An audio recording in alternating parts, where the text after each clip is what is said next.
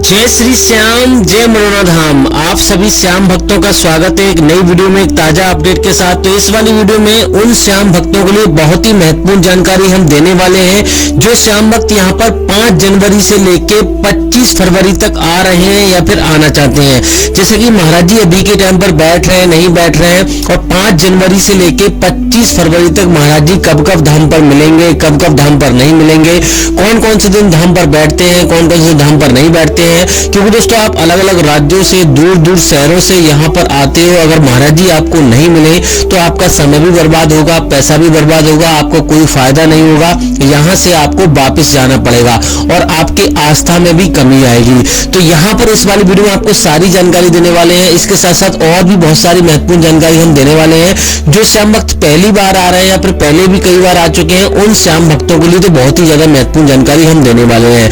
जैसे कि यहाँ पर अगर आप आ रहे हो तो अभी के टाइम पर कितनी ठंड है, कहाँ पे आपको रुकना चाहिए, कहाँ पे आपको नहीं रुकना चाहिए, कहाँ पे आपको पैसा देके ठहरना है, कहाँ पे आपको फ्री में ठहरना है, और दोस्तों कहाँ पे आपको खाना खाना है, और दोस्तों यहाँ पर एक व्यक्ति का कितना खर्चा आ जाएगा अगर नॉर्मल तरीके से आता है। क्योंकि दोस्तों यहाँ पर अमीर गरीब सब तरह के लोग आते हैं, सब धर्म के लोग यहाँ पर आने की सोचते हैं। हर किसी के मन में ये सवाल चलता है कि हम भी एक बार कोशिश करके देख लें, क्योंकि इस संसार में, एक जीवन में हर किसी को कुछ ना कुछ दिक्कतें चलती रहती हैं। हर समय कुछ ना कुछ समस्याएं उनके जीवन में होती है। तो वो चाहते हैं उनसे हम छुटकारा पा लें, उनसे हम दूरियां यानी कि उन्हें दूर हो जाए वो सारी चीजें उनके जीवन से, और वो खुशियां ही खुशियां उनके जीवन में आ जाएं। तो सबको यही चाहते हैं। तो यहाँ पे हर कोई कोशिश करना चाहता है, हर कोई आना चाहता है, और यहाँ पर कल्याण भी होता है। ऐसा नहीं है कल्याण नहीं होता है। तो इस वाली वीडियो में आपको ये भी बताने वाले हैं कि यहाँ पर कौन कौन सी बीमारी महाराज जी देखते हैं, कौन कौन से धर्म के लोग यहाँ पे आ सकते हैं, कौन कौन से धर्म के लोग नहीं आ सकते हैं। क्योंकि दोस्तों आप यहाँ से हो सकता है आप ट्रेन बुक कर दी हो आपने और आपको पता ही ना हो कि यहाँ पे ये वाली बीमारी महाराज जी नहीं देखते हैं, या फिर इस धर्म के लोग नहीं आ सकते हैं।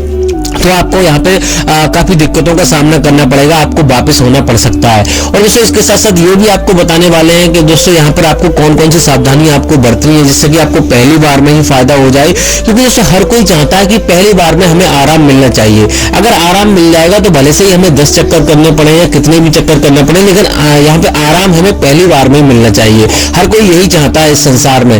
तो दोस्तों यहाँ पर आपको बताने वाले हैं कौन कौन सी सावधानी आपको बरतनी रहती है जिससे कि आपको पहली बार में ही फायदा हो जाए। कैसे आपको अर्जी लगानी है, कैसे आपको टोकन प्राप्त करना है जिससे कि आपको लाइन में लगना ना पड़े। क्योंकि दोस्तों यहाँ पे लाइन में लगने के लिए 14 घंटे, और यहाँ पे रात के यहाँ पे 4 बजे से, सुबह 4 बजे से लगना शुरू हो जाती है लाइन। ठंड का समय चलता है, लोग यहाँ पे लाइन में यानी कि खुले में यहाँ पे पड़े रहते हैं। तो यहाँ पे बहुत बहुत लंबी कतारें लग जाती हैं, और वो जिन लोगों को पता नहीं होता, यहाँ के बारे में जानकारी नहीं होती, उनको ज्यादा समस्याओं का सामना करना पड़ता है। तो इनसे बचने के लिए आपको करना क्या होगा, वीडियो को शुरू से लेकर एंड तक देख लेना है, स्किप करके नहीं देखना है, बीच में छोड़ के नहीं जाना है, बीच में आपको काट के नहीं देखना है। अगर आपने वीडियो काट के देखी, अधूरी देखी, तो आपको समझ में नहीं आएगा, फिर मत कहना भैया हमें बताया नहीं। यहाँ पे बहुत सारी महत्वपूर्ण जानकारियां रहती हैं, जैसे कि आखिर आप अगर अपनी सवारी से आ रहे हो तो आपको कैसे आना है, कहाँ पे मनोना धाम पड़ता है, क्या कौन से इसके नजदीकी रेलवे स्टेशन है। तो सबसे पहले जान लेते हैं, चलिए वीडियो शुरू करते हैं। सबसे पहले जान लेते हैं आखिर मनोना धाम पड़ता कहाँ पर है। तो दोस्तों मनोना धाम उत्तर प्रदेश राज्य के बरेली जिला में पड़ता है। गाँव का नाम है मनोना और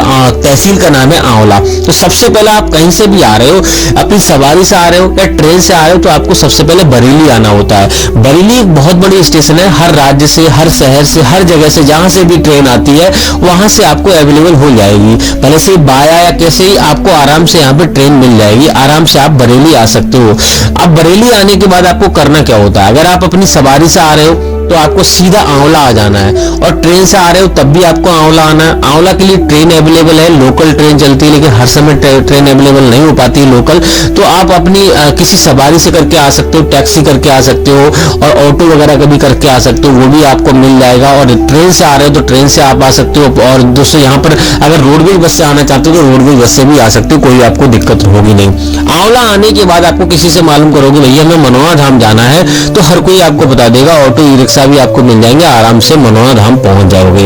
अब दोस्तों बात करते हैं पहली सावधानी आपको क्या बरतनी रहती है जो अपने घर से आप चलते हो। पहले तो आपके मन में ये विचार बिल्कुल भी नहीं आना चाहिए कि यहाँ पे हमारी मनोकामना पूरी होगी या नहीं होगी। सच्चे मन से आपको यहाँ पे आस्था के साथ आपको आना है। दूसरी बात यह है कि आपको यहाँ पर मीट मछली अगर आप खाते हो तो वो आपको नहीं खानी है, लगभग 2-3 दिन पहले ही आपको वो चीज छोड़ देनी है और भविष्य में ना खाने का प्रण लेना है। इस बात का भी ध्यान रखना है। और जब तक यहाँ पे आप श्याम जल पियो, जब तक यहाँ पर आप यानी कि कृपा प्राप्त करो, तब तक तो आपको नहीं करना है। इस बात का विशेष ध्यान रखना है। दूसरी बात यह है कि यहाँ पर आते ही आपको सबसे पहले सुबह में आना है। ऐसी प्लानिंग करके आपको आना है कि यहाँ पे सुबह में पहुंच जाओ। जो लोग सुबह में आ जाते हैं उनके दर्शन यहाँ पे एक दिन में ही हो जाते हैं और ज्यादा भीड़ का भी सामना नहीं करना पड़ता है। अब दोस्तों बात करते हैं यहाँ पे सुबह में कितने बजे आना है। सुबह में 4 बजे, 5 बजे, 6 बजे, 7 बजे तक अगर आप आ जाते हो तो यहाँ पर आपको ज्यादा भीड़ का सामना नहीं करना पड़ेगा। लेकिन दोस्तों लाइन तो यहाँ पे सुबह 4 बजे से लगना शुरू हो जाती है, तो ज्यादा से ज्यादा कोशिश कीजिए कि यहाँ पे जल्द से जल्द आए। अब दोस्तों बात करते हैं पहला काम क्या करना होता है।